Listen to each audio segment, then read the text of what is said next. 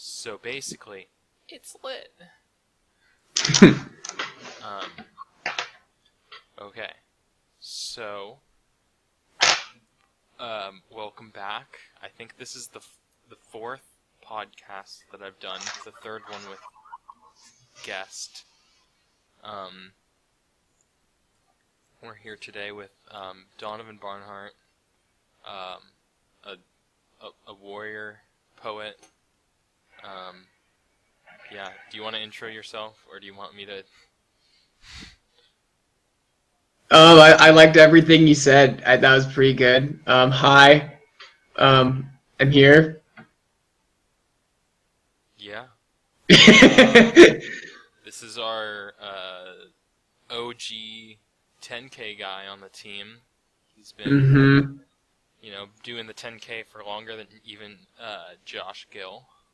And I don't cry about it either, Yeah, like Josh Gill. So. that's also true. So, which is a nice plus. So we are bringing you this podcast today, or whatever day, through some really rough technical difficulties. We've probably we started the first call that we did probably a couple hours ago, right? And so got some malware, got rid of malware. We played Yahtzee over the call. That was great. Donovan crushed me at Yahtzee. I had a pretty solid game. He got a Yahtzee, and he got like literally everything except a 4. I got everything except the 4 of a kind, oddly enough. Yeah. So I ended up getting like 296. It was a solid game. So that happened, but we're here to talk about running and not me getting crushed in Yahtzee. Play me in chess, and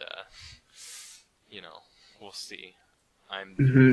Is there a virtual? There's got to be a virtual app for chess, isn't there? There has to be somewhere. Okay, we should do that sometime. 2-time reigning Olympia High School cross-country chess champion. So. All right, we'll have to play sometime. Oh yeah, it'll be a great time.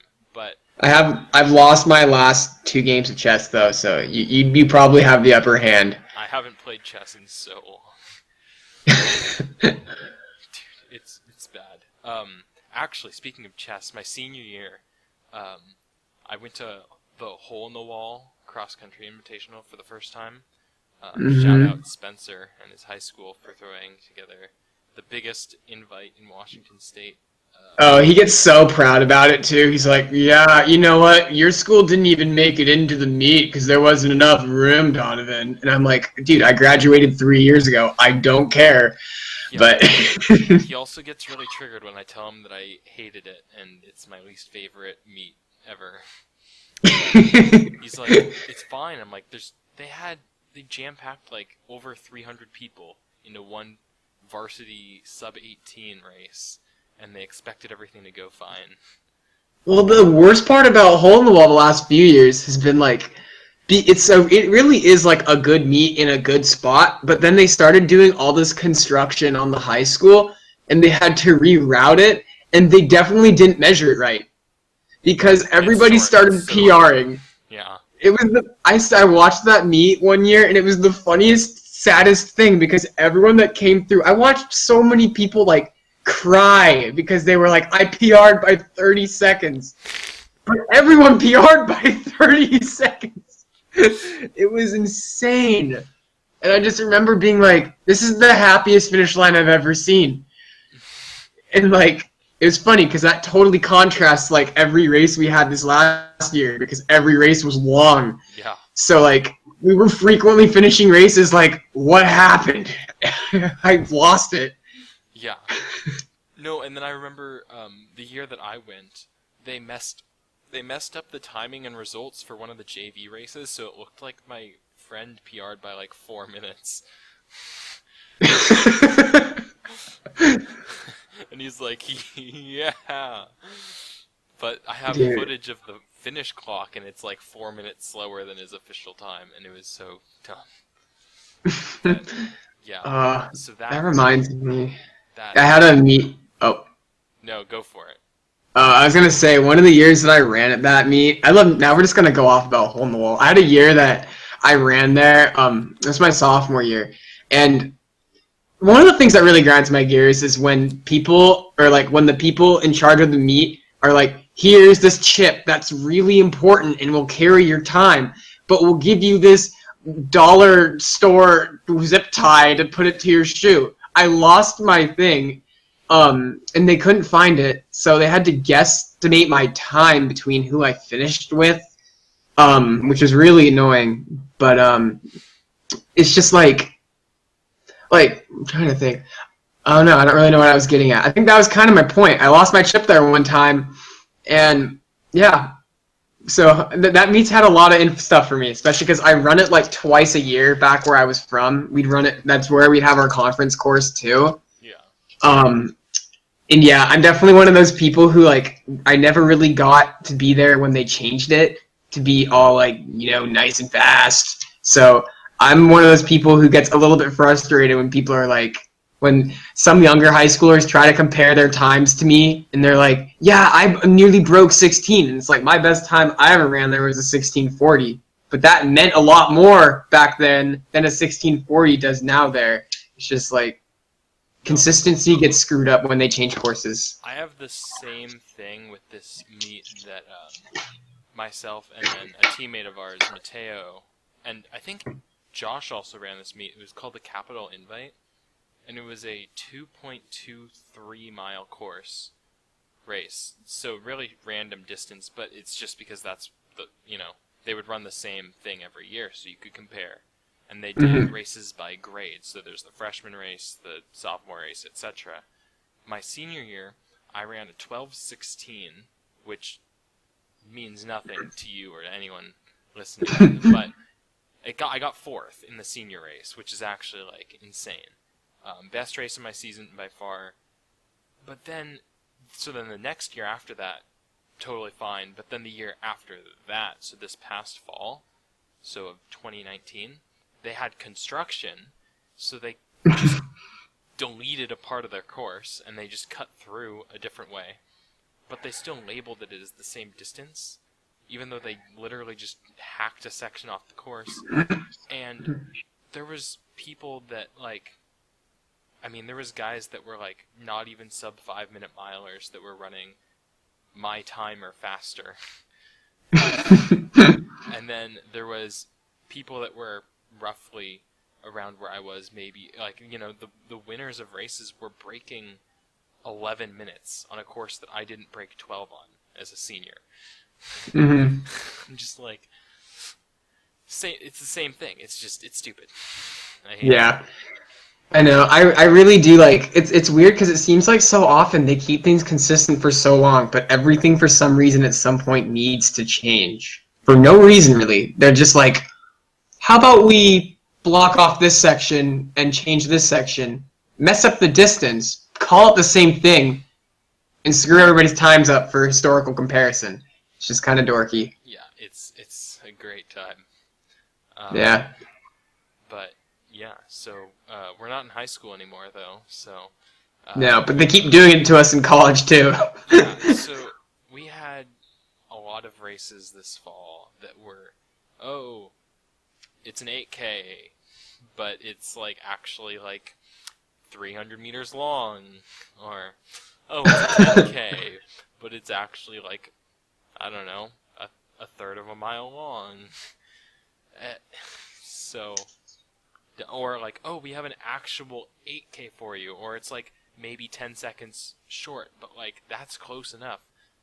But we're gonna dump like, I don't know, 6 inches of snow on you the morning of, like. Dude. I know that everybody's probably talked about that one before, but just like the contrast from like being at heading to a meet on a Friday night and being like, it is 67 degrees out at night. It feels fantastic. Overheating. It was really windy, but I was like dying in the heat. It was beautiful, and then we go to bed and we wake up and there's 4 inches of snow on the ground. And it's still coming down. Mm-hmm. I know that Billings meet was something else. I don't think I've never personally like had a meet that even had snow involved at all before that, and that was just like I felt like at some point in my time of running, I had to have something like that happen. So like I'm glad I guess that it happened, but like at the same time I'm not because it hurt a lot. Dude, yeah, I was convinced that I was gonna lose both my like hands on the cooldown. Oh, because I know for me, I don't know about you, but I didn't like. We were all talking about how we had to match with our Our undershirt. undershirt and like if you used arm sleeves had to match. Yeah, so everyone elected to use the one I lost. So I didn't wear any arm sleeves, and I didn't wear any undershirt. So I was pretty much dressed up like I was going at just a normal race on a normal like 50-degree day. Okay. And I didn't have gloves either. And oh my gosh, it was so painful. And I thought I'd warm up. Like I genuinely thought I'd warm up, and I didn't. To It be was fair, um, we finished the warm up, and this is my perspective on the race. I also didn't wear any additional stuff. I just had the short shorts and the singlet. Um, we warmed up in a bunch of stuff, and you were complaining about how you didn't have an undershirt or gloves, and I said, "Hey Donovan, I have some gloves if you want them." And you're like, "Oh, thanks." And you took my gloves, and then you didn't wear them. And neither did I. No one wore them. and I think I pocketed them for like a month. I'm just like, dude, my fingers. So I wasn't gonna wear any like gloves. Although if I did it over again, I definitely would have. Mm-hmm. But yeah, just saying, you had gloves. You just chose not to use them. Yeah, I don't remember why I did not choose to, because I remember that. Maybe I blocked it out. I don't know why I didn't use them, because I do remember your generous act, and I was like, sweet. And then I didn't wear them, and I don't really know why. Like, maybe I just kind of got to the point where I was like, well, I made it this far without anything, so ain't gonna stop now. And then I started, and I was like, I've made a huge mistake. Well, yeah, it was. I don't remember how cold it was, but it was in the 20s, Mhm. degrees Fahrenheit, and I was like, it's not that bad. In classic me fashion, I'm just like, that's not cold. Oh yeah, I remember you the winter going into last year's track season. You were the one who like, there were days when I was throwing tantrums at how cold it was, and the fact that Kev even had us doing workouts outside, and I was layered up, and you were just literally in shorts and a normal t-shirt. I cannot believe you do that. Dude, I've experienced. I mean, you've been on the west side too, but a lot of really cold, rainy, windy days doing hill sprints. Just, Hmm. I'm used to it, I guess. Even this winter, I was like, it's not that bad. But yeah, it's just like But yeah, if we did Billings again in those conditions, which we might, Hmm. then I will definitely be wearing gloves. And I ordered this headband just yesterday that I'm gonna. It's like a thermal headband, covers your ears, and I would definitely be rocking that as well. And dude, that's nice. Oh, I honestly am so curious when our regional gear is going to come in. Like, I have a feeling that we might not get it until literally after this coming cross season because of all the setbacks. I don't know. I feel like we might get it around the regular time, just because people usually get it when they get it because the summer has just ended. Mhm. So maybe it'll come in later, but Kev will probably still get it to us by the end of or by the start of cross season, is my hope. Yeah. I would like to get I only care about one item, and one item only. Just the backpack. Yeah. That's all I want. The other All stuff Zach wants. Actually, no. I also do want the thermal half zip, but that one I can wait for because I don't need it in Hmm. then. or whatever we got instead of it, or whatever. Yeah, I have kind of bad news about that. No. I know we replaced it with. I know there's a duffel bag, and I know that there's another jacket. I don't know if we even got a single jacket. I think that they all. I think Coach. Yeah. This is the bad news. I don't think we're getting any upper. I think that they ran out of stock, so Coach picked something else to put on it. Pick? You want to go back and check my texts? I'll let you know how the conversation went because it wasn't recent. It's been like a month or two, but he like. This is breaking news. I know. I'm really sorry that you're finding out about this now. Let me go back and find my texts with our good old coach. Yeah. So the last I heard, for regionals gear, for being on the top 7 crew that goes to regionals, extra gear that we were gonna get a backpack, a duffel bag, a sweatshirt sort of deal, I think. And we might have been getting also a windbreaker and a beanie, I think, is what we were getting.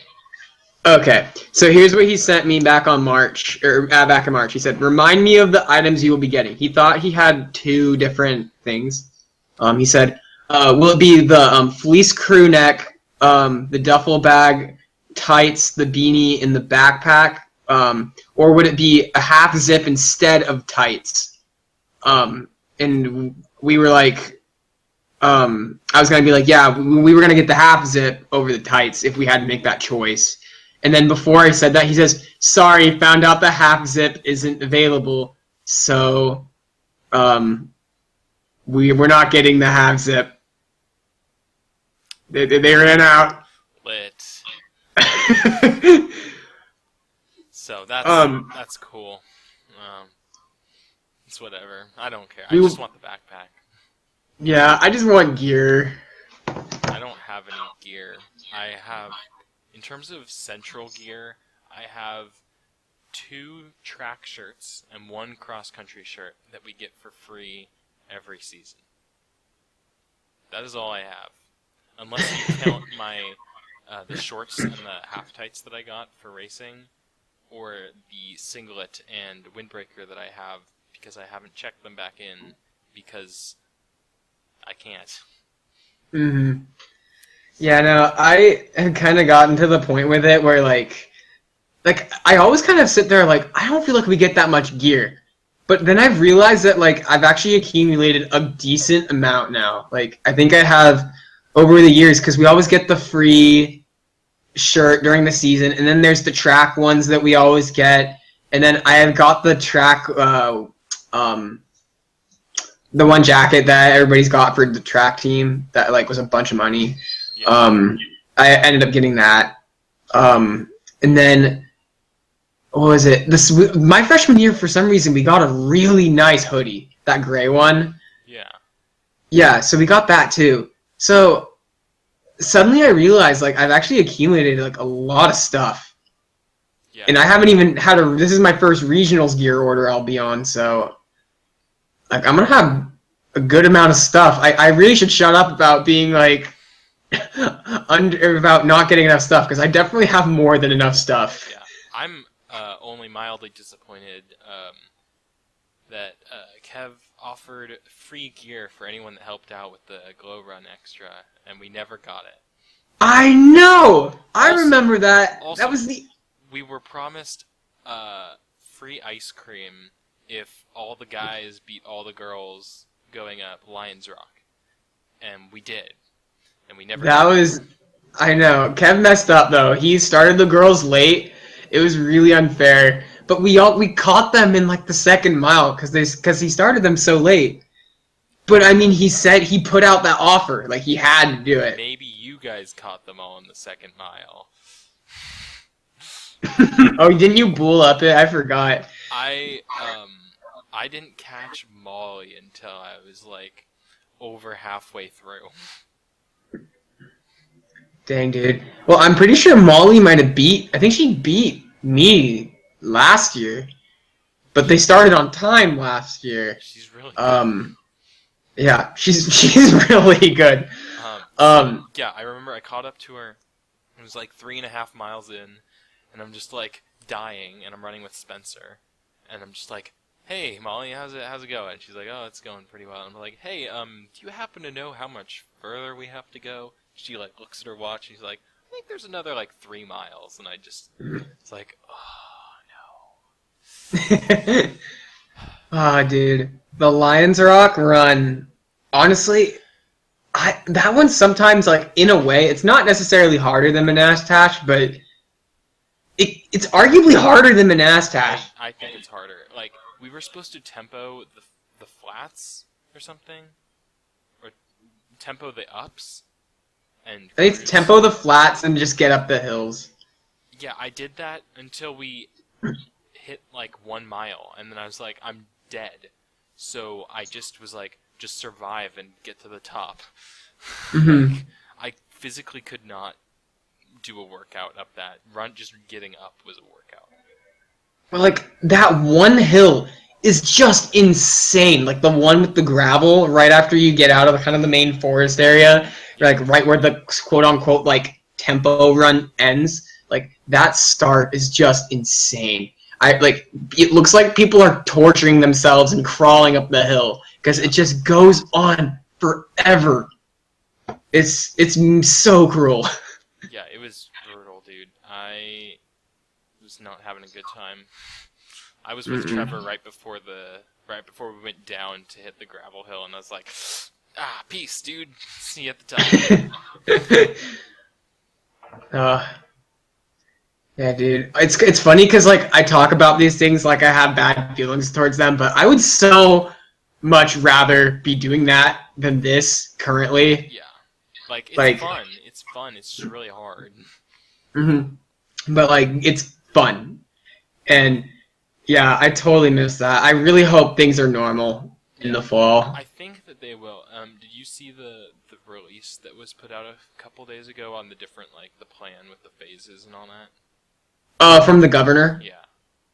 Kinda. And I know that like I saw that like every month almost, like every couple weeks there's like a new thing, as long as the thing stays, as long as people like obey and everything goes according to plan. Yeah, I think that it's supposed to be like minimum 3 weeks per phase, so it'll probably be closer to a month per phase, and we just, like, tomorrow or whatever, or Tuesday, we're going to enter phase 1. So then, like, June will be phase 2, and then after that will be like phase 3, and then, we'll probably be in phase 4, or completely out of it by cross country. So I think that we're going to be chilling for the season. But yeah, I hope. I believe we will be, and I mean I'm gonna train like we are. Yeah. Yeah. It's been definitely the most interesting of like off-season situations though, because it's like kind of forced us to have to be like pretty creative with doing things. I've never really had a training plan like this where I'm like, oh, I'm gonna build up and then tinker back down and then go back up, but not really be doing workouts, just like running miles and not getting ready. Like it's like building a base and then shutting it down and then restarting base phase. Kinda, it's bizarre. You're just building a base to build base. It's great. That's literally what it is. We're preparing to prepare so that then when we get to season, we can prepare to race at the end of the season. That was magic. That's literally what it is. Yeah, it's so great. But yeah, I mean, right now, we would be entering conference week tomorrow. Dang. So GNAX would be like in 5 days. And I would be going down to Portland in 5 days. Or so. Wow. It's crazy how it flew by, too. Yeah. Like, yeah. But, I mean, you just kind of have to make the most out of it. I love the fact that we made the full house video, I think, I mean, obviously it does not substitute for everything, but like, I thought that was really fun, and I'd love to keep doing fun things like that because we still have to come up with another intro video at some point for our next year's incomers. See, I brought that up. I was going to bring that up with like the whole team, and then extend the offer to the girls' team as well if they wanted to participate. And I was talking to it, and then Caitlin brought up the Full House thing, and I was like, okay, we'll do that. And I brought it up with Spencer, and he's like, yeah, I'm not doing it. I'm like, Spencer, please. So come on. Spencer didn't do the last one, and he also refused to give me any video for the Full House video. He's too cool for the XCRunner channel, but... Could he have not just, like, taken a video on Discord of himself, like... I don't know. It's gaming, fun. Like, could it have been too difficult? Come on, Spencer.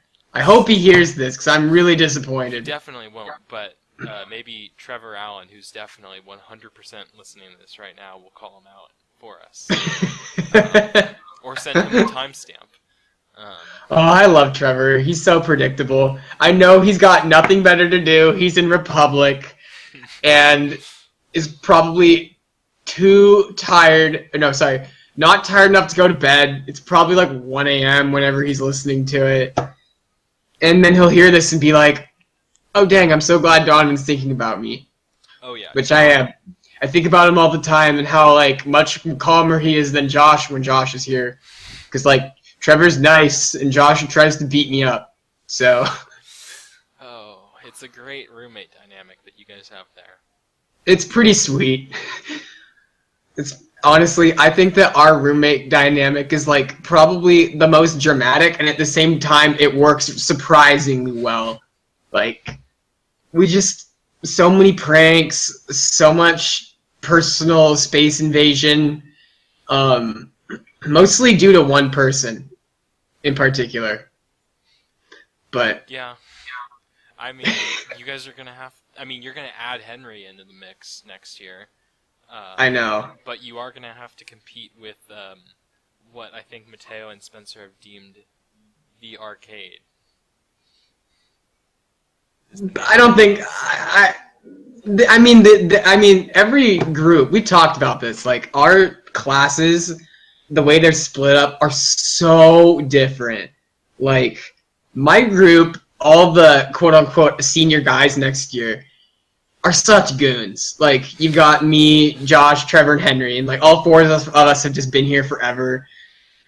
I don't understand. Like, I remember coming in when I was younger and thinking that the older guys were so cool.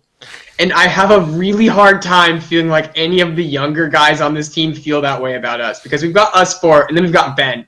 And Ben is a bigger goon than the four of us are. So it's like, if you take the current 5 guys that we've got that will be seniors next year, like, I just have a hard time imagining anybody being like, wow, I want to be like those guys. Those guys are cool. You guys inspire the youth. But then, like, your guys' class is so unpredictable. Like, you're all so different. Like, all my whole class, we, like, find lots of common ground and gel pretty quick. And you guys are all so isolatedly different. You guys all hang out and you're all cool with each other.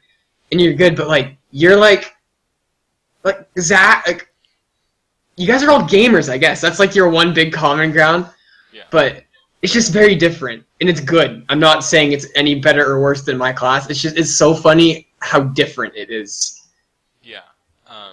No, I think just, you mentioned that we're gamers. So me, Mateo, and Spencer are all going to live together. And I don't know how much gaming you've done in your day, but in the game Legend of Zelda, there's this thing called Triforce, right?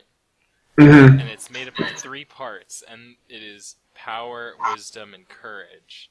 And so I was like, hey guys, which are you? I see where this is going. And I asked Mateo, and he's like, well, first and foremost, I think that there's one answer that is extremely clear. I was like, oh, which one is that? And he's like, Spencer's power. Oh, easy. That was in my own head. I was like, Spencer's got to be power. So Spencer is easily power, and then he's like, and Zach, you're definitely wisdom in the group. I was like, I mean, I guess. And then Mateo's like, I'm courage. So Mateo's courage, I'm wisdom, and Spencer's power. And I thought that it was actually pretty fitting, honestly. Not just saying that as the guy who got wisdom, but I'm pretty smart. I mean, I would do the same thing. If someone said that I was the wise one, I'd be like, thank you. I appreciate that so much. Yeah. It's funny. And then I'm curious, like, our sophomore class is funny because we got our California boys who are so chill. Oh, yeah. And then there's Will. It's just so different. Will is a crazy boy, dude. I know. Will's I don't really know how to describe Will. He's just so different. Like, unique and yes, quirky. Funny and a little different and Spices up the team for sure. Like I've appreciated a lot of what Will does bring because he's very funny and like he's the kind of guy you're like, no, he didn't do that, did he? And your other friend's like, no, he actually did. And you're like, oh my god, no way. Like I feel like that's a frequent thing with Will versus like, I don't know. I mean, like, I don't really feel like we have a lot of people who go and do a bunch of, like, daring stuff on this team, and Will's just kind of like, oh, I'll go do it. yeah, and you're like, that's fair. yeah. I'm definitely not doing anything. Yeah, and then, like, it's funny how well they all gelled together, too, this year, especially, like, with Sean and then with Espen as well. Sean is an interesting person, too. Yeah. I've really grown to like Sean. Sean he's from South Kitsap. It's great. We love South Kitsap. I know. No, well, Sean's cool. I know you're not in love with South Kitsap, though. No. But we can move past that. Shun is a beast. Shun's got the strongest skull I've ever seen. Yeah. He's insane. He's the steeplechase prodigy, as well, he beat me. We've raced a steeple before, back in the day, and he beat me handily. Could not hang with him, and then, now we're on a team. It's crazy, because I raced a bunch of people on the team in high school without knowing, like, oh, I'm going to be teammates with you in 2 or 3 years. Like... And then I went to a lot of the same meets as a lot of the girls on the team, and it's like, oh, hey, we both went to the same race. Awesome. I know, it's funny seeing that. I've had that happen a lot. Like, the craziest one to me is that Trevor and I started a race directly next to each other. Oh, yeah. Is it like West Coast or something?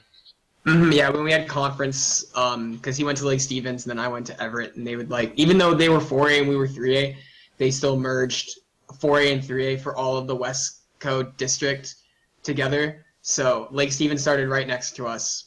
So there's like a picture of him and his friend Noah, and then like me and Jordan Erickson, one of the other runners from Everett, are like right next to him.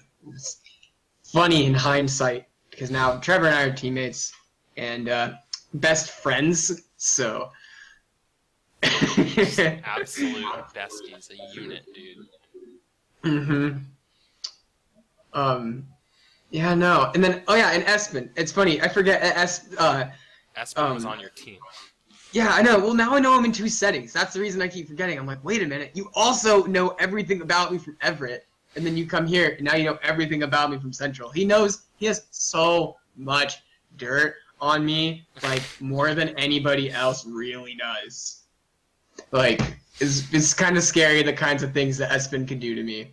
And it's really cool to see him keep running too with everything, because he took a lot of time off when he like traveled to random places every chance he got in Europe. It was kind of crazy. He basically didn't go to high school. That's, Yeah, and then he like came back and like all of a sudden is able to run with us. It's actually pretty impressive. Yeah. And then I actually have a similar or the same kind of situation, because I will be a junior in the fall, and I have a guy who I was teammates with for 2 years coming in to Central, so... Ooh. Yeah, so... What kind of dirt do you have from your past? None. Unless, yeah, so... I don't think. So, Well, we'll find out. Garrett is typing to me. He wants to know if I want to play CSGO. I would, but I am recording a podcast with Donovan right now. Josh, tell Garrett to get his own Have podcast any time. Questions for him. No, I think I'm going to record a podcast with Ian in the near future, and I think he's going to force Garrett to get on as a guest. So, Garrett is thinking of questions that he could ask you. So, Okay, I like the live questions. Oh yeah. Q&A. Getting questions straight from the fans. Mm-hmm. He's typing right now, so we'll see if he actually comes up with a decent question. He is from Orange County, so you never know. Mm-hmm. I'm wondering if there's a possibility that my sister's, who's literally in the same house as me right now, is telling him to ask questions that he will ask to you and will come back to me. It's kind of a weird cycle. Like, they began in my house, and then they'll end here too. Okay. That makes sense. Yeah. So Garrett has asked a double question. It's kind of the same question, but he asked, how do you mentally, as well as physically, prepare for a race? Ooh.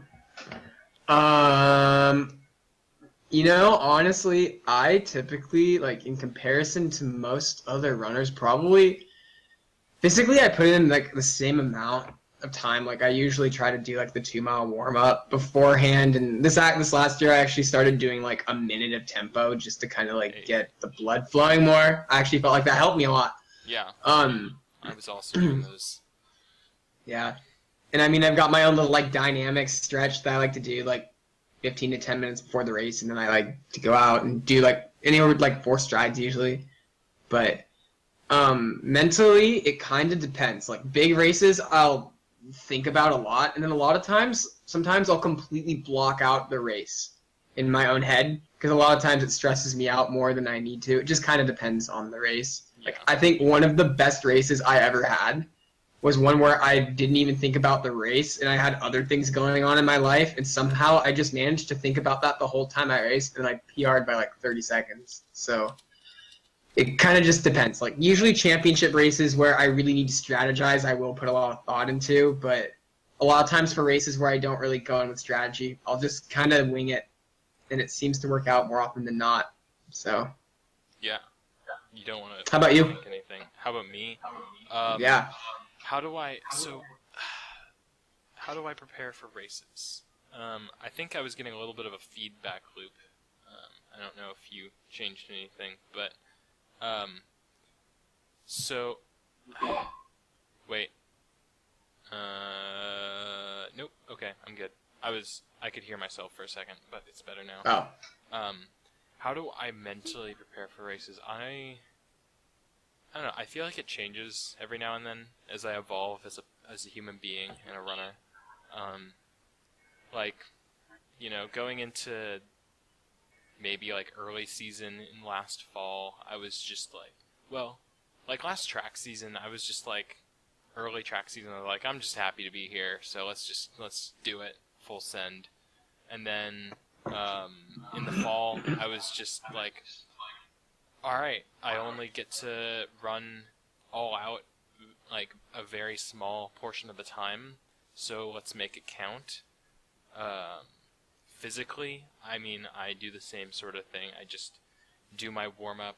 I do the same stuff that I do for a workout, but I just elongate it, and I take my time with every little, like, detail. I don't think about it a ton, I just, like, kind of, like, get through it in a really lazy fashion, and then do my little tempo, and then, do some drills, spike up, do some drills, do some strides, shake the legs out if I need to, and then you just run. But, and then it's like mentally for, a race like Curtis, I had a really good race there. The entire thing, I was just like, I woke up and I was like, cool, I get to race. I'm excited. I'm not going to think about it. I'm just going to be, my only thing was I just want to compete. And it was just compete in my mind. And then, for like regionals or something, where it's a lot, it's a championship style thing, trying to run really well at the end of the season, it's like, okay. I'm just thinking like, I'm basically just thinking, okay, this is what I need to do. This is what I'm going to go and do. So it's not so much like, oh no, what if this goes wrong? It's like, no, this is what I'm going to do. That's the whole, that's it. Yeah. So. Yeah, I know, it's really interesting how everybody's process is like similar, especially physically. Like most people kind of do the same thing. Yeah. Or like it's similar enough, but like mentally a lot of people vary. Like I think Josh is one of those people, like I love watching him. He puts on like his huge headphones. They look like gamer headphones. Yeah. They're like noise canceling. Yeah, he'll like strut around. He's like listening to like One Dance by Drake as he's doing it. And then I don't know, there's people like me who just don't really need like. It's weird because sometimes I think people will take it as if I'm not trying to focus. Like I'm definitely focused. It's just I typically just kind of feel like I function better if I don't. In a more lighthearted environment. Mm-hmm. Yeah, like I was just joking around like minutes before the gun went off at Curtis, and I made a joke as we took off on the line at Apple Ridge, like, like you just chilling. I'm like, okay, I'm gonna run hard now, I guess. Running is such a funny sport. Like I remember, like because you can do those kinds of things. Like I remember talking with my old roommate Jackson because he ran in high school, and he was mystified by the way that a lot of us talked about other runners. Because he says like, when I played football and when I did these other things, like I hated the people I was competing against. And yet when other runners talk about other runners, we seem to be like, they're so fast, I want to become their best friend. It's so bizarre how we do that. And how we don't really go into races a lot of times like, I don't like them. Unless you're Josh and you have that random rivalry with that SMU guy. Yeah, that reminds me of all the current freshmen on the team telling me that they thought that I sucked at running when they first met me because I didn't look like a runner.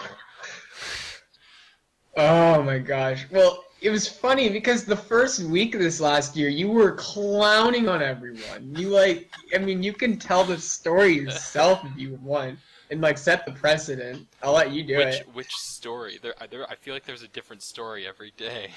Okay, in general, for people who are listening who don't know this, usually the first week of cross country that we have here at Central Washington University is a tryout process where we only get to keep 13 guys, and we usually have more than that. So, a lot of the upperclassmen, we're a lot more comfortable going into the week because we get a little more of an upper hand, whereas if we're returning and we've proven we can run fast, we are kind of locks in a way, whereas a lot of the freshmen don't know that. So they typically kind of go a little too hard on workouts, stress out a lot, and it ends up being a really tough week when you're an incoming freshman. Yes. So Zach just kind of clowned the whole week. He sat back in the first workout behind everybody. He was making jokes on the cool downs. And then when we had our big Wednesday workout where we had a hard mile at the end of it, this one hurts. Zach just let everybody go and sprint out, and like a bunch of people almost broke 5, and Zach was just like, all right, see you guys later. and then he killed everyone on the actual time trial at the end of the week. Okay, I didn't kill everyone. And I ran a 5:19 on that workout. I felt really bad. I was laughing as I finished that, and I was like, I feel so bad. It's like, sorry, Kev.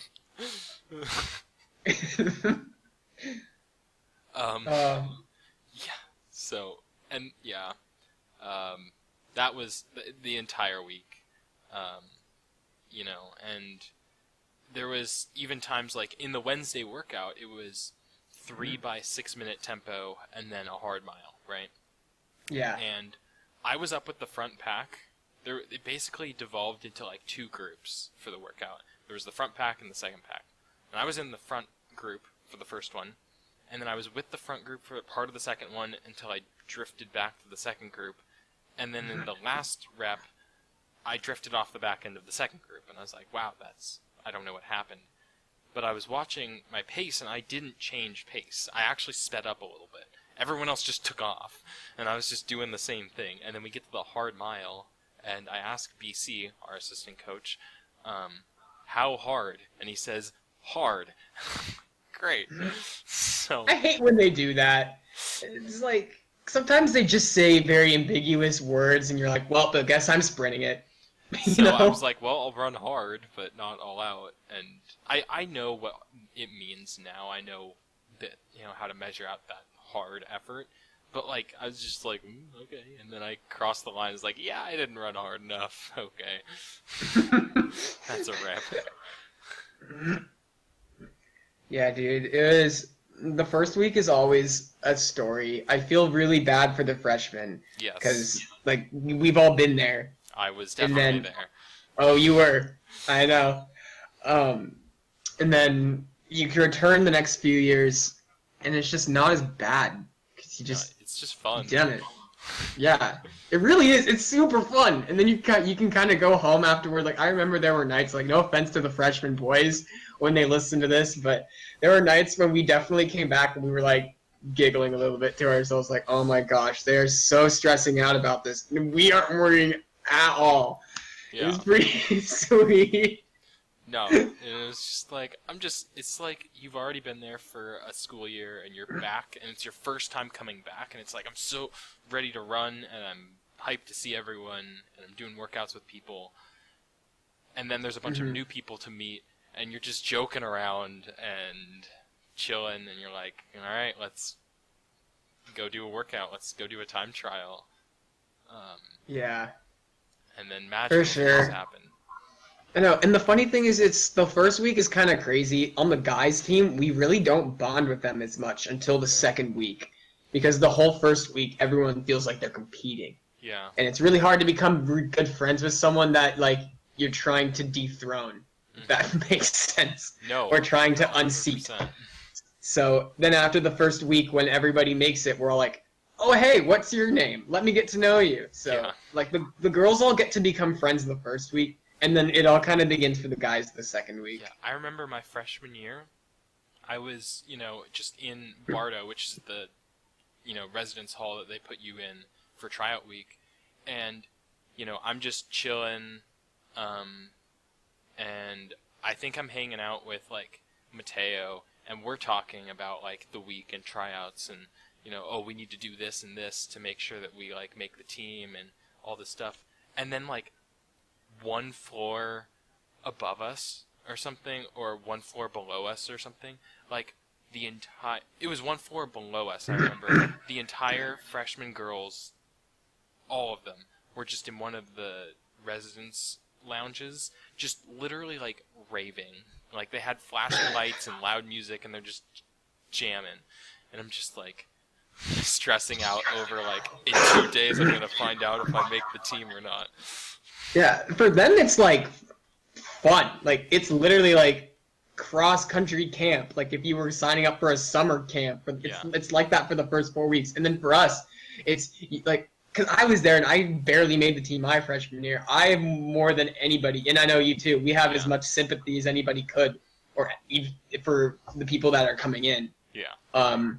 Gosh, I probably sound like a jerk with the way I said earlier, but, like... No, everyone feels bad about Like, we would love to have enough roster spots for everybody, and we would love to not have to make cuts, but it's just a part of the system, and it sucks. Yeah, I know, and it's tough because everybody works really, really hard with it too. Yeah.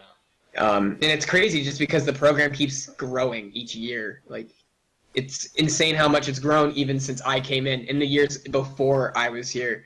Because, like, I barely made it, and then I didn't even make track that year. And then in years prior, there were people that I would have comfortably made the Central team. Yeah. 4 or 5, like, a couple years before I showed up. And it's funny because the year that I made it, if I had showed up my same self this year, I wouldn't have made it. Yeah. I would have been cut. Like, Ian and Garrett and Will were arguably ahead of where, like, myself and Josh were my freshman year. Yeah. So it's crazy how much it's changing, and at this point, you just kind of have to figure it's going to keep getting harder and harder, and the stakes are going to get higher and higher, and that's really good overall. It just means it's going to be harder sometimes for a lot of people who do want to run and continue to actually do it here, unless we're able to get more funding as a program. Yeah, but I mean that's just where the whole hey, stick it out for a year, train with the team, because you can still train with the team for a majority of the year. Do your training, come back the next year faster than ever, and you're going to probably make the team. People will graduate, move on, Yeah, so. For sure. I think that has been really helpful for a lot of people. Most of the people that I have actually seen have to redshirt, which includes myself, actually, really, really improved during the times that they redshirted. Well, people on the team right now that were forced to redshirt was you, Josh, me, Ethan. I think that's it. And then this next year, it's going to be like Sean and Espen and Shun are going to be the guys that were forced to redshirt. And Tate. And Tate, yeah. I forgot about Tate. I love Tate. Tate is one of my favorite people. Everyone forgets about Tate. He's the most slept on dude on the team. He's insane. And he's such a good person. But we have some more questions from the fans. Oh, okay. There's 3 questions here. They're a little bit more rapid fire questions. So, okay. What race are you looking forward to the most next year?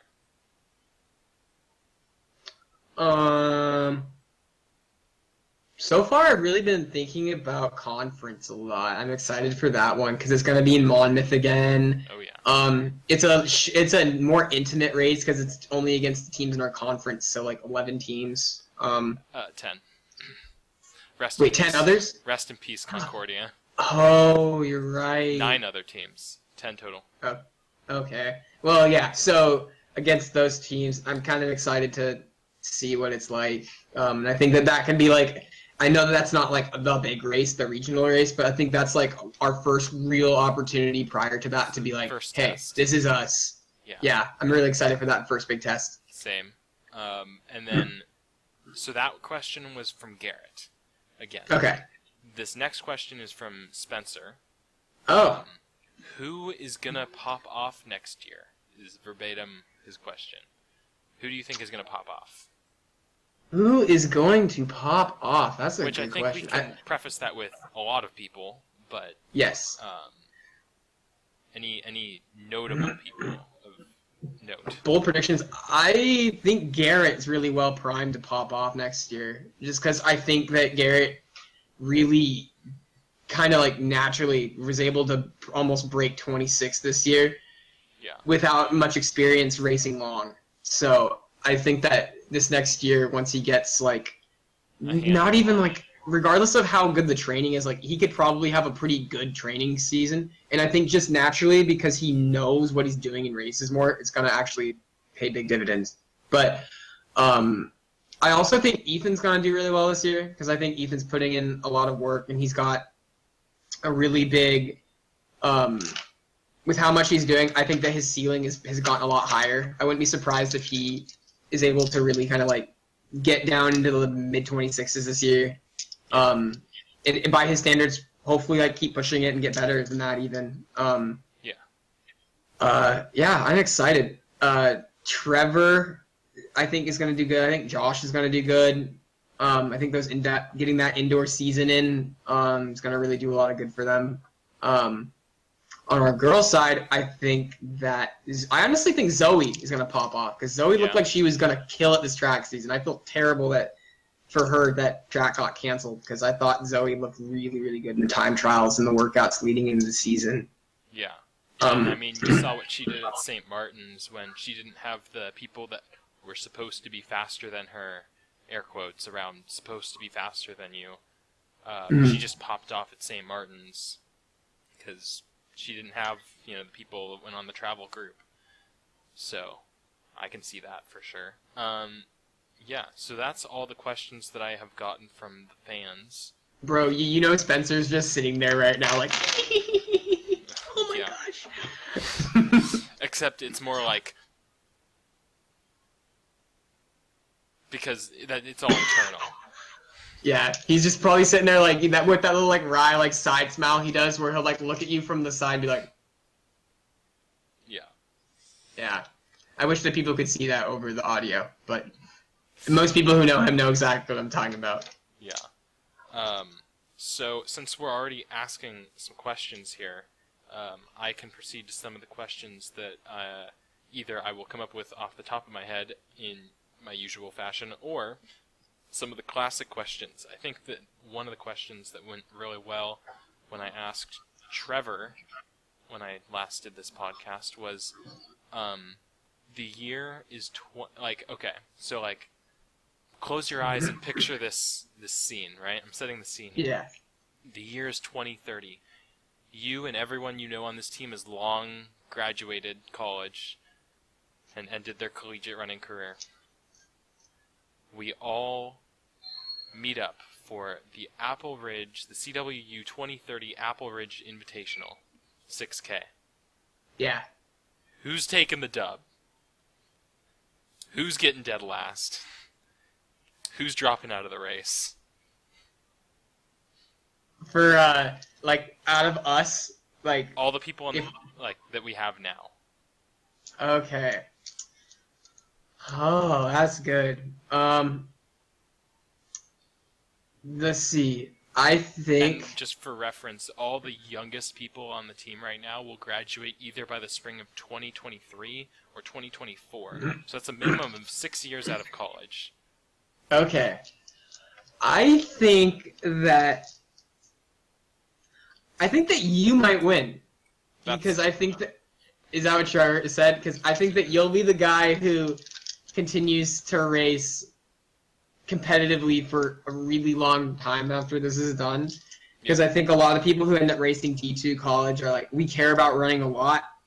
And then we get jobs and whatnot, and it kind of becomes more like a competitive hobby versus like actual like a job almost. Yeah. But I mean, and this is a compliment, I think that you're someone who really, really cares about it, and I know that you're going to coach, and I know that you're going to try to consistently be someone who stays involved. So I would not be surprised to see you continue to test yourself and be like in shape to do it. Yeah. That's interesting. The who's gonna drop out. Part of me feels like Henry, maybe. That's what Trevor said. Okay, because I feel like Henry is so gonna like he's phenomenally talented, but he's the one that like for some reason, and this sounds so mean, but he strikes me as the one who's like, the moment I'm done, F it, I'm done, you know? And like my thing when Trevor said that, I was like, yo, but don't you think that he'll be like still in decent shape because he'll be like going on hikes and backpacking and stuff? And he's like, doesn't matter. Yeah.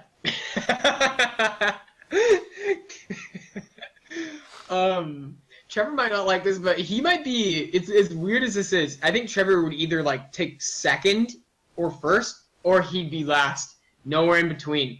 Mainly because I think Trevor is gonna like. We've talked about this before. He's like, as soon as I'm done running, I'm getting fat. Yeah. No, Trevor said that he would get last. He said that too? Yeah. No way! So we have like all the same answers? Yeah, so he said that he didn't want to say himself for dropout, but that he might drop out. And that him and Henry would be the two that would drop out or get last. And then he said me and He also mentioned Josh. He thought Josh might take the dub. Yeah, I thought Josh out of could spite too. specifically. Yeah. Yeah, I don't know. Also, think Espen would do decent because I think Espen will trail run. Honestly, I think Espen's gonna do ultras. So. Yeah. Do you think anyone wouldn't show up? Will. Probably. I can see it. I don't think Matt probably wouldn't show up. Yeah. Or maybe he'd show up and just watch. Yeah. Let's see. Mateo would have work. Ouch. Oh, he's gonna be really mad at me for saying that. Nah. Yeah. I know, it's a very interesting question. Yeah, those are probably all my answers. Yeah.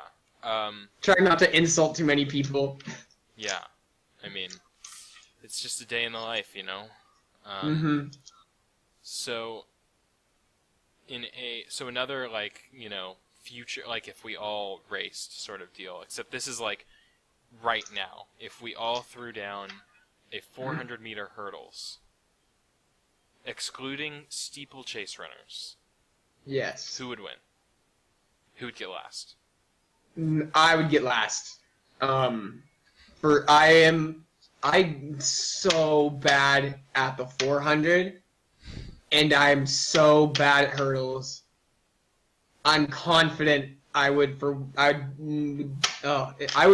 rival taking last in the 400 in general. But you throw hurdles in front of me, I would take last. I think Josh would do okay just because he's bouncy. He's got the Hokas. He basically is floating. Garrett would do good. He can sprint fast. Ian would also be in contention for last because he would long distance kick. Oh, yeah. So there's that. Mateo could rival too because Mateo honestly is secretly very fast. People forget that Mateo went to state in the mile in 4A. Like, he's got wheels. So, he's a sub 420 miler. Pray I don't forget that he broke 420. 419? I think it was 419, yeah. At districts, once. That's the only time it mattered. He might have also done it at Shoreline or something. I don't remember. Whatever. I didn't even go to districts. So. Hey, either did I, technically. It's actually kind of embarrassing that I didn't. And that's another story. In my district, I easily should have gone, and I didn't go twice. So, but yeah, that's probably my list for that event in particular. Sean might do decent. Sean could do decent. He might run down all the hurdles, but you can knock down all the hurdles. I can see it. Espen's also a long distance kick guy. He's got long legs, but Espen's a steeple guy though, so he doesn't count. Oh shoot, you're right. Yeah, he doesn't count. Because if I let you say steeple guys, then you would say someone like me or Henry or Espen or Shun. Yeah. Shun, by the way, actually has a lot of foot speed. He threw down a 55 or 54 400 in high school, I think. Not bad. So people also don't know that, but Shun actually has wheels. So, a lot of people have wheels, and everyone is does not believe, but we got him. Yeah, so I'm trying to think of what other good questions I asked Josh and Trevor, because I asked them a few different questions. So what is your hardest workout ever in high school, and what's your hardest ever workout in college? That's interesting. In high school, I didn't memorize workouts the same way that people do here. Like, Yeah, that's fair. because we had workouts where we did, like, our coach would have us just do repeat, like, 1,000 repeats. And those would get really hard. We had a workout, let me see. One of my favorite ones, personally, was one where he would, at the beginning of the season, before our first race, kind of as like a mini time trial, he'd have us, like, run a mile on the track at 6-minute pace, and then drop a hard mile afterwards. So the second mile would be hard, which is funny, because at the time I thought that was a crazy workout. Yeah. And then we do so many things like that now that we come here that it's just, like, common, like, second nature to me. But Yeah. and we had these hill workouts we used to do at this park called Forest Park, where we wouldn't be able to stop, and the hill would go on forever. It was so long. And we just do repeat after repeat after repeat, and those sucked. So those are the ones from high school that I, like, kind of remember, but I don't really have, like, that crazy one. A lot of people have the, like, you should hear about what we did back in high school. It was insane. Like, we used to run 5-mile repeats all uphill with our hands. Like, people say, like, crazy stuff like that all the time, and I'm like, okay, cool. Well, we're all here now. It doesn't matter. But here, the Monash workout's pretty cool.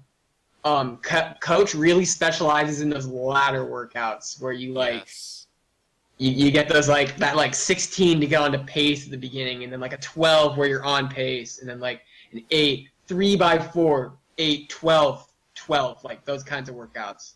Yeah. I remember one in particular this last year that I think you remember too, where he had us do the hard 16 in the middle of the workout instead of the end, and he said ahead of pace, and, like, we, like, almost broke 5 on it, and it was so bad. Yeah. And then we still had, like, an 8 and a 12 after, or something like that. Do you remember that one? Yeah, I'm trying to, like, pull it up right now, actually, because it was so brutal. Where is it? That was. So not that. It was. Where am I? I'm a little too early. So. And then, or you have it? No, not yet. So The other one, from my sophomore year, in the middle of 1 week, I don't know why, this one wasn't even that complicated, but it was so hard. He had us do an 8, 16, 8, 16, 8 after some tempo beforehand, and then, like, I think some 4s after, but just, like, the 800 was hard, the 1600 was hard, and then after that, when you still have another 8, and then another 16, and then another 8, like, that was so brutal. That second 16 just destroyed us. Yeah, I pulled it up. So probably the hardest workout from last season that we did was an 800-meter tempo, and then we did a 16, 8, 4, 8, 16, 4, 8, and then we did 4, 3, 2 at faster than pace. And I even put down in quotes what Kev said.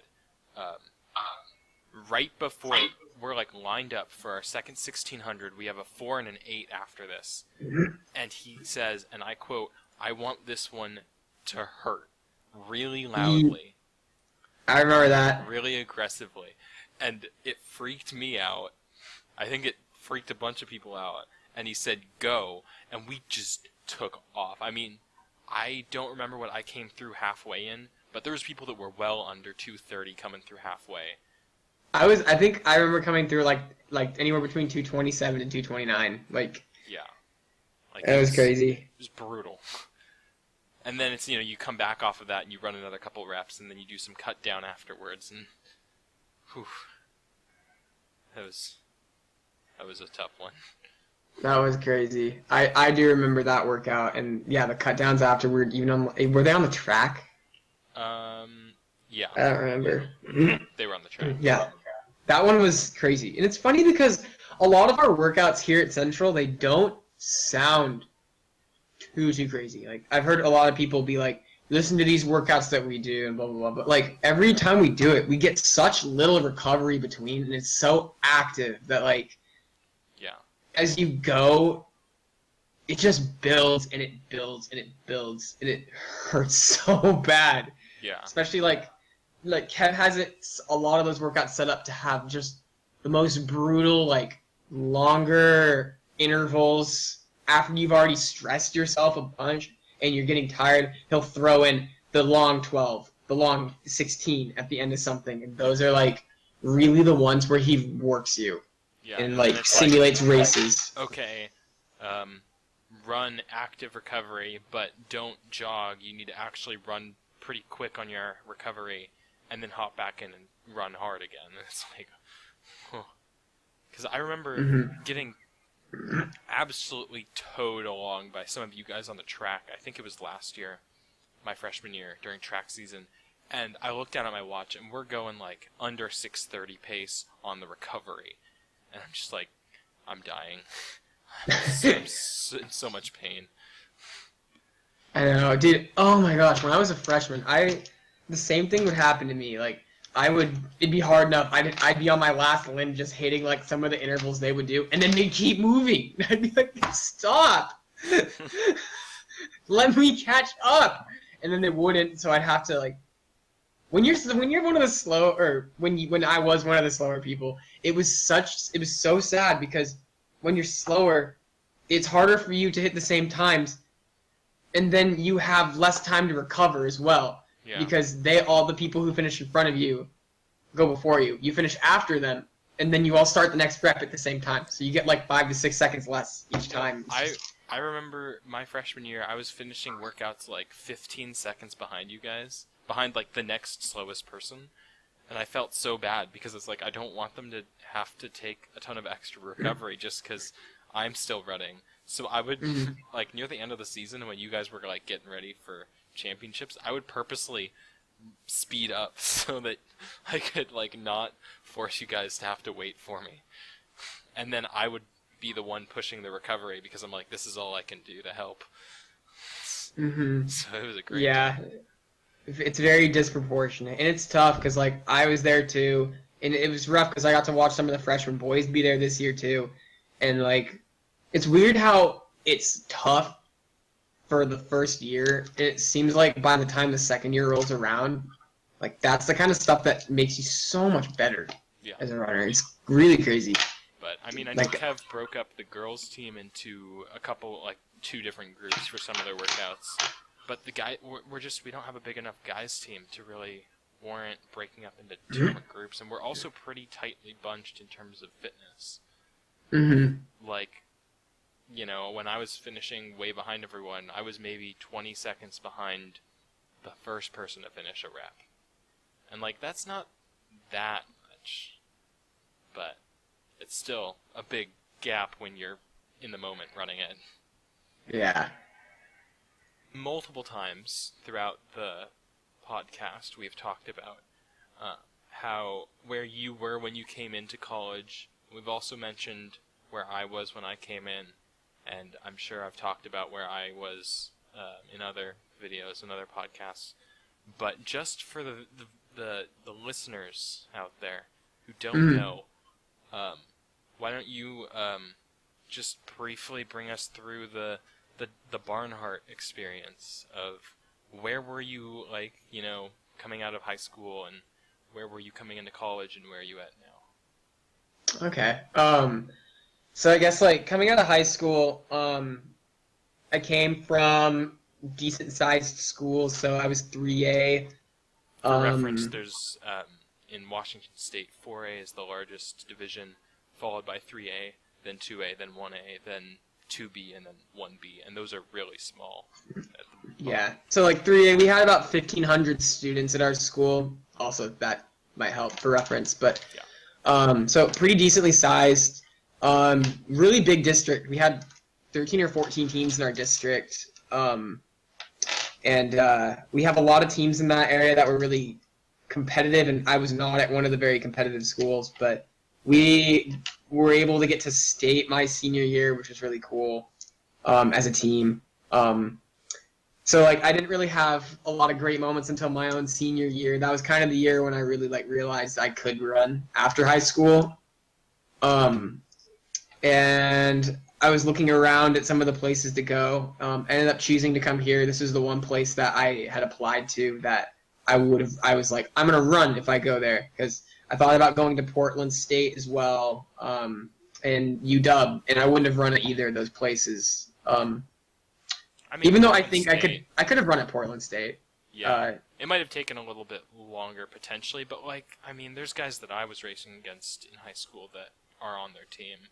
So UW, Yeah. I'm not gonna say anything about UW, but Portland Nope. State, you could have made it at Portland State. I think I could have made it PSU, but so I ended up choosing to come here. It was kind of insane. It was a really big reality check because all the way through high school, I was on a team in a program where I was varsity from the first year because we didn't really have depth. And for reference, varsity was under 20 minutes flat. You were gonna be varsity. So I ran an 18:50 that year, and I was our number 5. So Hey. scorer. Pretty cool. But so yeah, just so nobody thinks I'm like, yeah, I was varsity all 4 years. It wasn't good varsity. Even though I get the letter on that jacket that I don't wear anymore. And and then coming into college, it was a really big reality check because I showed up here and I barely made the team. Well, And it was kind of weird. What did you run time-wise in high school, like on the track, senior year? Oh, I don't like talking about that. That Okay, track well, senior year. we'll skip that then. Okay. I mean, for reference, I was like low 10s in the 2 mile. I was not a good 2 mile runner, but I was 16:28 in the 5K for cross. So There we go. yeah, that was like my main time. That was like decent. And then showing up here, it was kind of funny because I didn't realize like I got here. Trevor was like 16 flat. Henry was low 16s. Evan was low 16s. Josh was actually 16:32, but his 2 mile time was in the 9:40s. So I had a lot of stiff competition that year. And some things really fell my way. I ended up making it. I took 12th out of 13 in terms of people making spots. A couple people got cut that year, but I made it. And then it was kind of a rough year because I was really far behind. I kind of felt like I was a waste of time that year because everybody like was super far ahead on workouts and super far ahead on time, and it kind of just felt like I was just there. But it was really cool because this is why I think a lot of people need to have faith in our system, is because by the time sophomore year rolled around, I dropped like a minute off my 8K time like instantly. Yeah. I dropped into the mid 26s that year.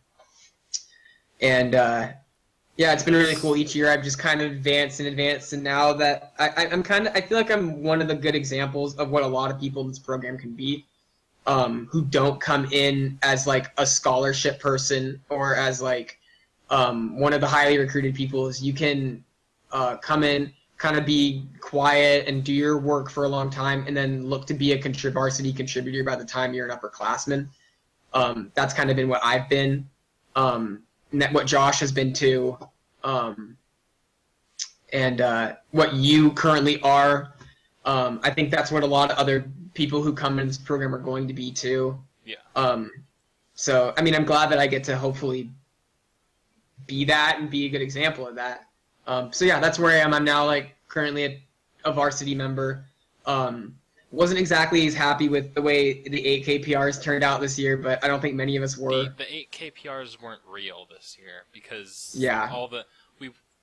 we ran one legitimate race, and it was our second race of the season and our first 8K of the season. Mm-hmm. And we drove down the day of. Yeah. So It was a good early season PR. I was really happy with it at the time. I didn't even break 27 at that meet. I felt so bad. Like, hypothetically, I'd have to think that I was upper 25s in terms of, like, fitness by the end of the season. I could have been in the the upper 25s, just breaking 26. I think you could run a little faster, but yeah, definitely in the 25s. Yeah. So, and it's even tough too because like the 10K that we ran at regionals, like I have my doubts a little bit about the accuracy of the times, but I've heard that it's like pretty close, like maybe at most like 10 seconds fast.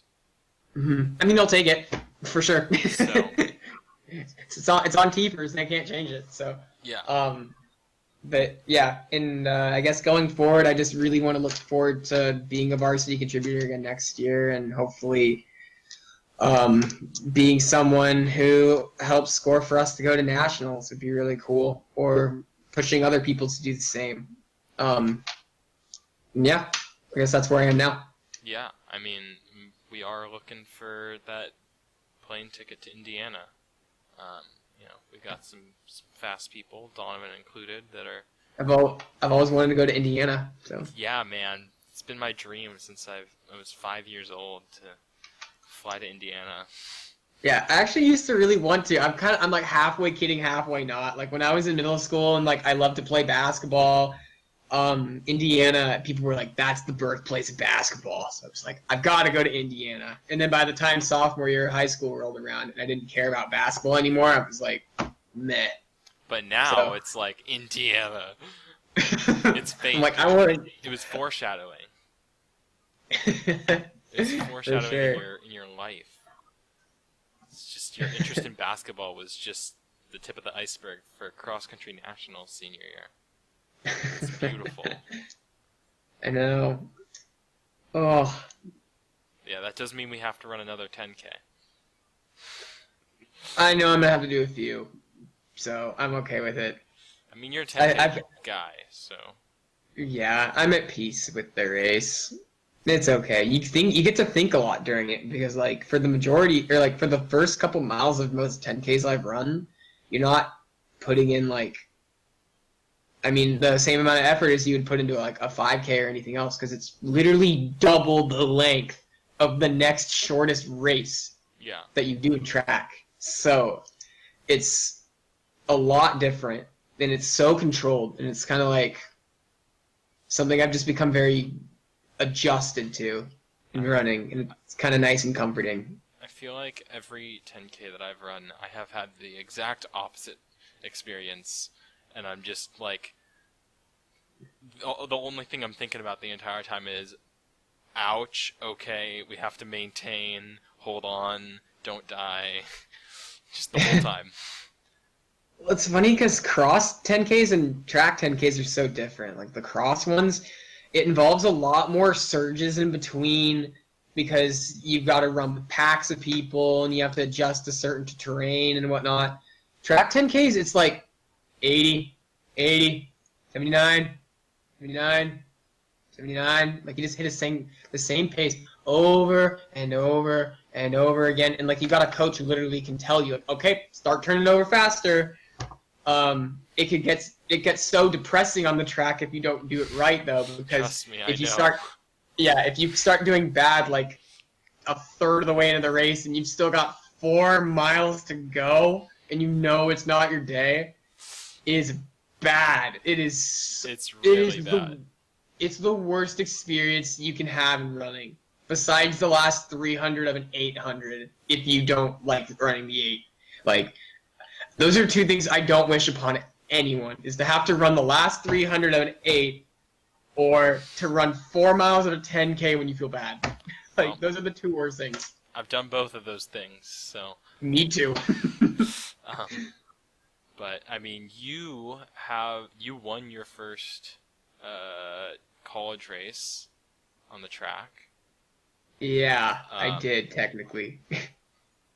But, no need to brag about that one. But yeah, so we are. It's like early May right now. We would be coming into the post. We would actually be in the postseason right now for track. Yeah. Any thoughts on what could have been, or on how things might have felt going in to the race? Just it's tough to know, like, without all this. Like, I'd have to assume by now, like, having run these kinds of races, especially like championship races, I would have had a good opportunity to like go into it knowing that, like, especially because I'm guessing I would have been doing 10K. Championship 10Ks on the track are weird. A lot of times the people who are front runners will take it out either way too slow or way too fast.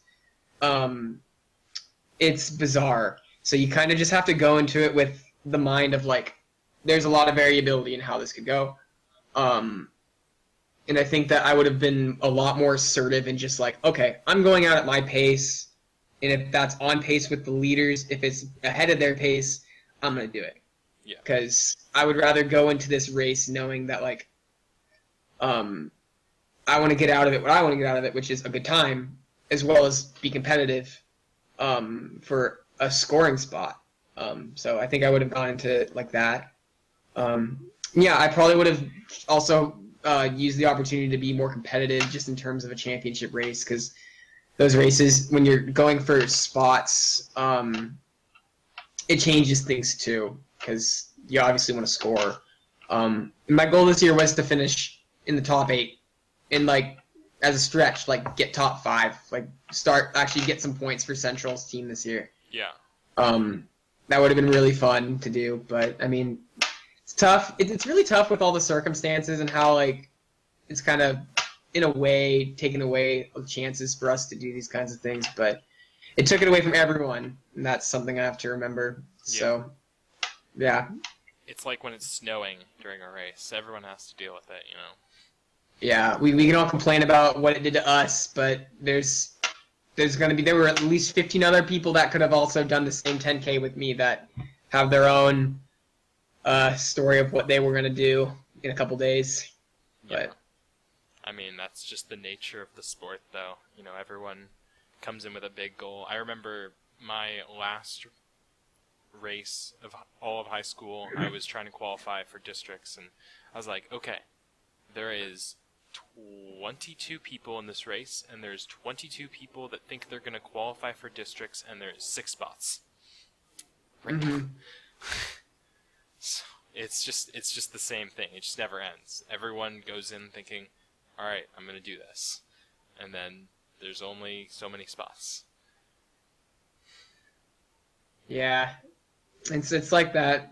So, yeah, that's probably where my mind is right now. I would have loved to also maybe done the 5K this year too, but Yeah, I was really hyped to get some 5K times in. Yeah, I mean, might have to run a 5K time trial over the summer. Might have to, actually, especially if we're going to be doing our workouts a little more, Aggressive. a little earlier.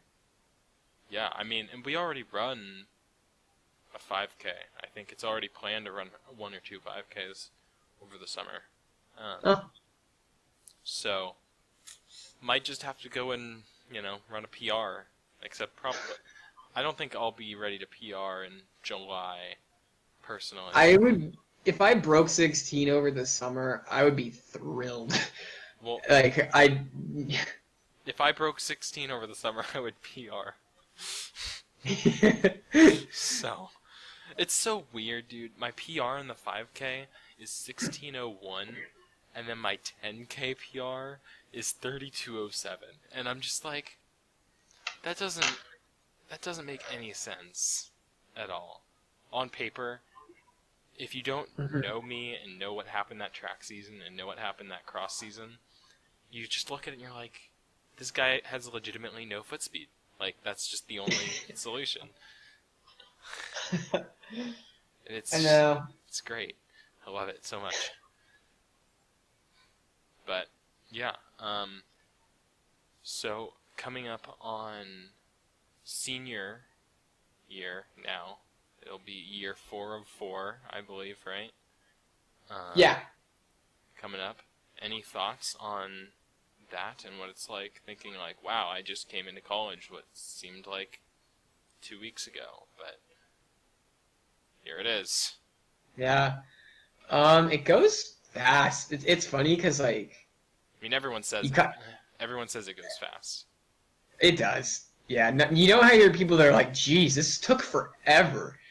No, it goes very fast. Like, obviously, like, when you're in season, sometimes, like, and it's not going well, it feels like it takes forever. But it's been, yeah, a really rewarding experience, and I'm just kind of really excited to. This is like the big year. It's kind of cool to feel like everything could like culminate this one year, for our team, and I'm really glad that like, regardless of what we really do next year, like if we book our ticket to nationals, if we don't, I'm really happy that I feel like I've been here and watched the program grow, and like kind of turn into like a self-manufacturing like running machine.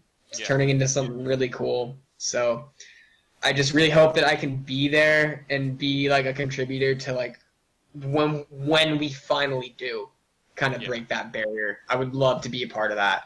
And I do think we can this year. So yeah. And then any thoughts on just wrapping up college running in general?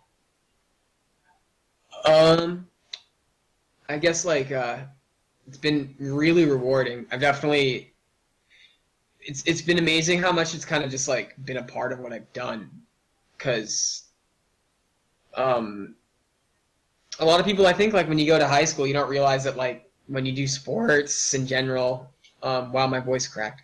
Sports. When you do things like that, it really just it becomes part of your daily schedule. It becomes kind of part of your life. And it's been really interesting seeing a lot of my friends who had that like not have that anymore, and like kind of have to really search for new things to do. And I have had the privilege of not having to do that. It really has been a daily thing for me for coming up on 8 years, which is really cool. And I really appreciate it. And it's made me a better person. It's made me a stronger person. It's given me a lot of good, healthy habits over the course of my life. And it'd be really cool to add a couple different experiences to it, because I would love to be able to say, yes, I went to the national meet. Yes, I helped contribute to this. It'd be really cool to have those positive memories. And regardless of whether I get those couple extra things, I think that I've had a lot of really good experiences. So, yeah, I'm really happy with how everything has turned out so far. If it ended today, based on circumstances I can't control, I'd be pretty happy, but I want more. So. Yeah, I mean, I think anyone in your spot would be like, you know, I want to do more. I have a whole nother year to grow and improve and to run fast. You know, let's make the most of it. You know, I know you missed your junior track season, which would suck. I know I'm just missing out my sophomore track season here, but junior year is a little bit more important. But yeah, so we'll see. We're all going to put in a lot of work. There's a lot of guys putting in a lot of work for this fall and then the spring to follow, and we're going to hopefully do some big things as a team as well as individually. Yeah. Do you have any other real thoughts or questions for me? Or exclamatory words or sentences or phrases or memes? I don't I don't really have much else. Yeah, I think it's been really fun to just sit down and chat with you. I know we've chatted a couple nights recently, but yeah, and we chatted really, for a while with technical difficulties going on. Oh yeah, we've really actually been talking to each other for upwards of 4 hours now. In reality, so as long as people think this podcast really was, which I think it's been a long podcast. It's been at least an hour and a half. This probably is going to be the longest episode yet. So I'm proud of that. I can't wait for all the other guys to look at this and roll their eyes and be like, "Oh my gosh, I have to suffer through that." But no, it's been really fun. We all know that the only one watching is Trevor, and that he wants to be here. So you're welcome, Trevor. I know. Yeah, thank you for sitting through it. And to anybody else who randomly made it through, much appreciated. Yeah. Even if you just skipped to the end to watch the last remarks, Go back and we watch love the you. rest of it. Yeah, it was a good talk.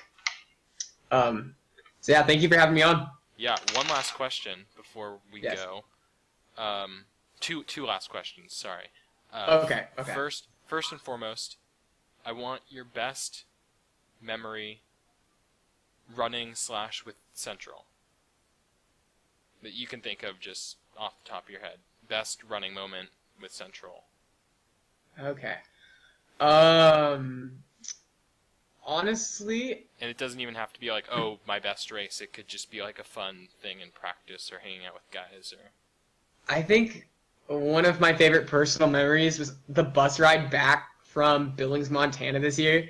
Because we gooned out and we had like push-up contests and Kev challenged Delaney and the bus got super wild. And then even on the way to Billings, like we were all having a lot of fun and like you were doing your big whip thing in the back of the car or the van. And like for some reason, even though I know that trip seemed like it was gonna be a big pain for all of us, it was so fun. It ended up being probably the funnest trip. Like I'm really glad we did the bus. Yeah. And it was really cool. Honestly, I think that was probably my favorite thing, just kind of getting the opportunity to like do what felt like a road trip. Yeah. And Trevor Allen and the Runs. That has to be up there. Trevor Allen and the Runs. A great band. Follow us on Instagram at Trevor Allen and the Runs. And Josh Gill is, not part of the name, but part of the, anyways. It's more of a feature. Yeah, a constant feature, except every time that he doesn't show up, which is every time. Not that we've released any content recently, but coming soon, the holiday EP. We've been teasing it for half a year now, so coming soon. Dang, should we do that? Should we actually record a holiday EP and just like hand it out to people instead of our Christmas card this year? Yes. 100%. Okay, let's do that. Yes. And it doesn't even best have to part be is- during the holidays. The best part is I know that the girls won't watch this, so when they all get it, they're gonna be like, "Wow, I didn't see this coming," and I'll be like, "Should have watched the podcast." Yeah, So. gotten the inside info, because we're talking about it right here. Trevor knows that we're planning this, and he's the namesake of the band.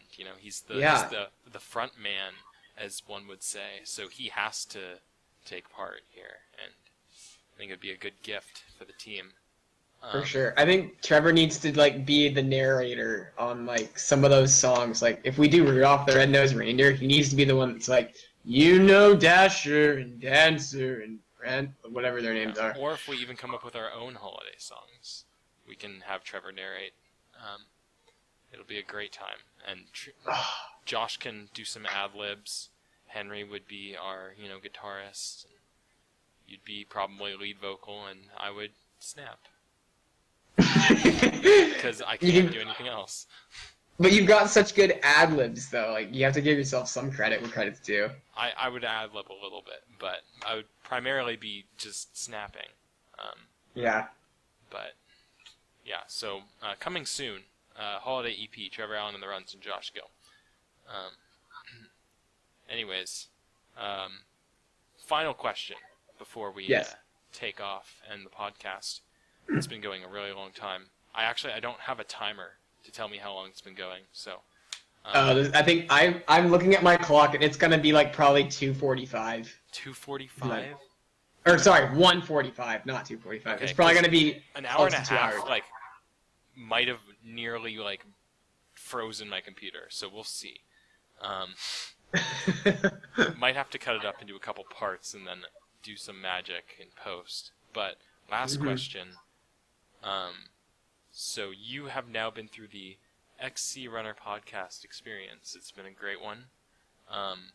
It's been great having you. Who would you like to see on the podcast in the future? That is a fantastic question. It'd be fun to see some of our current teammates. It'd also be fun to see someone who graduated. I would personally think it'd be fun to see Matt Conrarty on here, or maybe Tarek Boyd. I think Tarek Boyd. I would love to see Tarek make an appearance. Tarek on the podcast. Get some alumni. They get the alumni experience on here. I think that'd be really cool. Okay. We'll have to see what we can do. We'll try and pull all the connections and all the strings that we have here on the podcast, and see if we can manage to get the famous Tarek Boyd to make an appearance, be a special guest on the podcast. I think next up, coming soon, will be Ian Engdahl is coming on the podcast in the near future. Maybe with some additional guests, we'll see. But that's to be seen. That's not this episode. This is your episode. So this has been Donovan Barnhart on the XCRunner podcast. Stay tuned for the holiday EP.